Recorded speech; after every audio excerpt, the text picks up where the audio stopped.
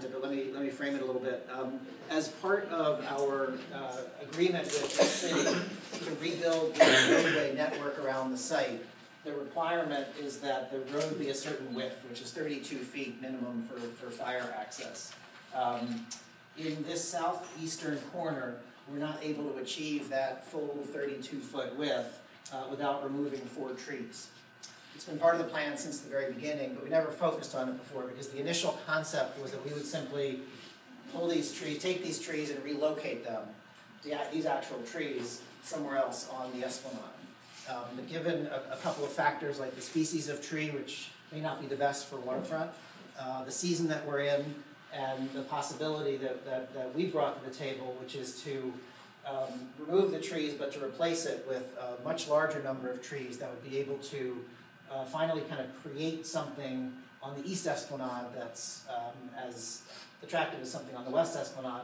We're exploring an option that we'd like to present to you tonight. We met with Dr. Schwari and Christina about a week ago, talked about this. We've talked with Riak about it, and we want to talk about it here tonight with this idea of a kind of a retreeing plan on the Eastern Esplanade, which is a concept that Steve has been working on and developing with our landscape architects field operations. So, Steve, do you want to walk through it? Hey everyone, happy spring. Happy spring. Happy spring. Nice to see those cherries blooming. As Andrew mentioned, there was some infrastructure work that we had to do in the West Esplanade, and coordination with Dr. Schwari and an arborist that we had on site. We were able to do that, and the cherries did blossom, so we were very happy with that. So as Andrew mentioned, there are 4 red maples in the southeast corner of the Loop Road. And as a result of us having to widen that road, basically for the rest of the perimeter, we're able to widen the road by squeezing the site. Because of the DEP pump station that's in that southeast corner, we actually had to push out on the east. And because of the new curb alignment, those 4 trees, actually 2 of them would be in the road, and then the other 2 would be like so close to the curb that we potentially would damage them. So, like Andrew said, the plan was to originally transplant them. But based on the season and 1 to 2 seasons prior, so in 2014 we would have had to have started to condition the roots for transplanting. So we came up with this idea. It's not unlike I guess what City Parks does when you want to take down trees, but to take the funds to transplant and come up with a scheme that could kind of dress up the whole Eastern Esplanade. Get that next slide going. What we're proposing with our landscape architects field operations is a more naturalized approach. The trees selected are riparian trees. They like wet feet. They also can deal with saline environments that the East River would present. Certainly salt spray, and then as you know, I think the storm surge for Sandy was elevation 13. East Esplanade is at or about elevation 11. So the Esplanade will be underwater. Given environmental factors. So the larger trees would be willow oak. All the 4 trees are native or adapted native, and they do well in this environment. So taking out 4 trees and replacing them with the count that we came up with based on crunching the numbers was 59 trees. So willow oaks, gray and white birch, and then sprinkling of evergreen, the American holly, Ilex opaca. We would keep, with the exception of the 4 that we would remove, the rest of the trees along the East Esplanade would remain, and we kind of fold those into the new landscape. Next one. So here's the existing condition before Cornell Tech arrived. You want the next one? Please. And then you can see the bike lane, traffic biased, vehicular traffic biased on the Cornell Tech side. A rendering of potentially what could be with the oaks, and you can see the American holly and then the birches, multi-stem birches in there.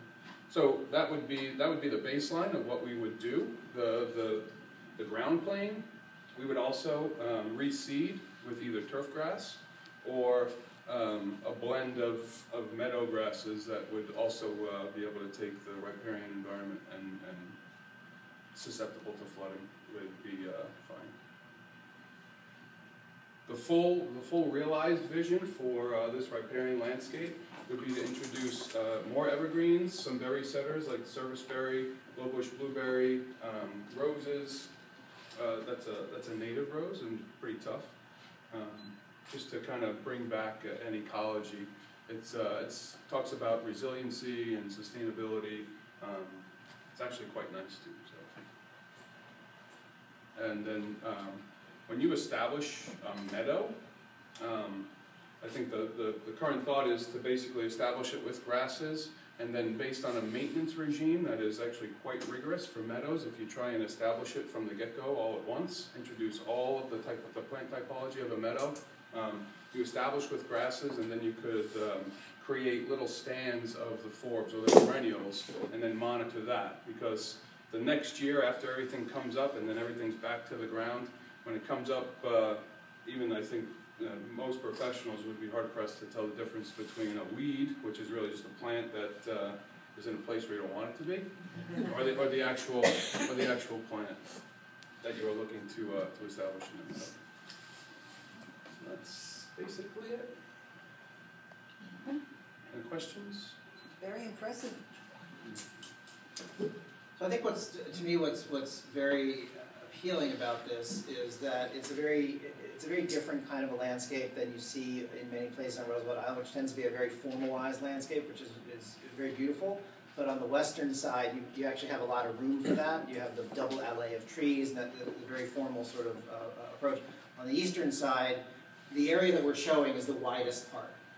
Most of it is some of it is only about 5 or 6 feet wide. And so the idea of having a lawn that's only 5 or 6 feet wide and 600 feet long doesn't make a lot of sense to us. It's not really usable. And so rather than create a kind of a formalized landscape, to have a more natural landscape seems like a good approach. It also happens to be similar to what we're proposing on the Cornell Tech side of the street. Wild gardens, green rooms, that's what we're at. So this would be RIAC's responsibility to maintain that part? This would be RIAC's. So just to be clear about that, so that's a great question. So our obligation is to restore the esplanade to the way we found it before, right? So what we're saying here is that based on the requirement to put on the trees, this would be a sort of the baseline level, is that we would restore the lawn and put on the trees. We would recommend a kind of a native planting, a more naturalized thing, which would probably ultimately, because you don't have to mow it every couple of weeks, this would probably be equally low maintenance, maybe lower maintenance than a lawn once it's established. Correct. First 1, 2, even 3 years for establishment, and then after that, it's you mow it in the beginning of the season and kind of maintain it. No, because we've had a little trouble around here somehow. A lot of things got mowed that shouldn't have gotten mowed, and then we end up looking like South Point Park looks like it's full of weeds, because unless you have people who know how to handle this stuff, you end up with weeds. I love my natural landscape, and the kiosk is great. Right, and it still has to be maintained. And again, just to be clear, that's why we're presenting these two, because ultimately this is not our property. It's RIAC's decision as to whether they want to go this approach. And again, this is what we would suggest. If RIAC wanted to go even further and do additional plantings, they could do that. But that's not our decision to make. These are options. Did you look at cherry trees? There was a talk about doing a necklace of cherry trees around the island. We did talk about cherries with Dr. Schwarry and with Christina. They've been working 20 years to try to do that. Yeah. So a necklace of cherry trees around the entire island. So I'm just really disappointed to hear that word didn't come up. Actually, we did speak about that. We talked about that, and there's a lot of options. This isn't set. Okay. This is for consideration and community input. It's a starting place to discussion. Okay. And also the first chunk. Can we see that one that has the full overhead, the map? Sure. Look at this. See how skinny most of it is? That's about 3.5 to 4 to 5 feet. So that's really, really thin and skinny, and then it widens out to about 20 feet at the widest across on the right. Is that steep? That's right. Yeah, you're 20 feet. You're about 20 feet here. Very skinny here, and I guess you get to about 8 feet on the very southern part of it. So the options are partial meadow, partial Cornell, like whatever is wanted. And I think that this was just, you have to start with some pictures to start the discussion. So just what was the reason you decided not to do the cherry trees, or recommend the cherry trees? Well, again, based on environmental factors, like the East River rising and saline, and I understand that the West Esplanade is beautiful, but it does require a lot of maintenance. And I'm also concerned, as our landscape architect, concerned about the idea of introducing more of a monoculture. What about like linden trees that the FDR Park has? Is that considered? Lindens, as of right now, we're not considering, no. What was Alex Schwartz's reaction to this? He was in favor of it. I mean, we met with him to talk about the 4 trees in question, and then we basically, we went back with our landscape architects, and then we met with him again and presented our idea.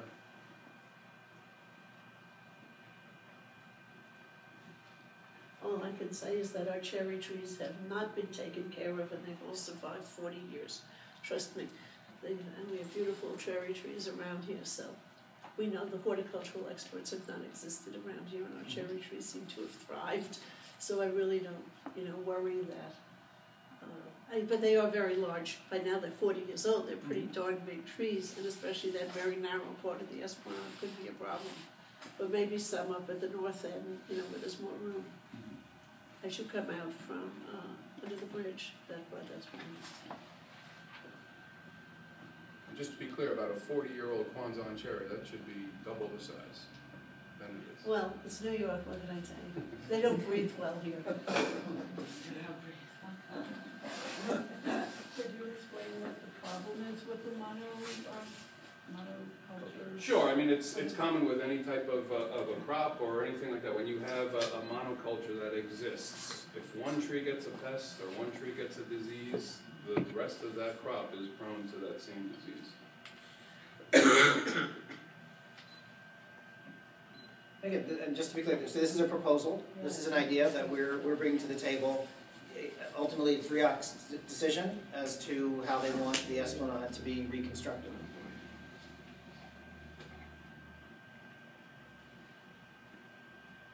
Okay. Questions, anything? Anything else? Just that in 5 days, we will be celebrating our cherry blossoms with our 3rd annual cherry blossom festival. And they are magnificent. They're very nice. Yeah, we love the cherry blossoms, don't Right. get us Oh, wrong. yes. Well, their timing is off, and we'll have to talk to the trees about that. Yeah, yes, good luck with that. Good luck.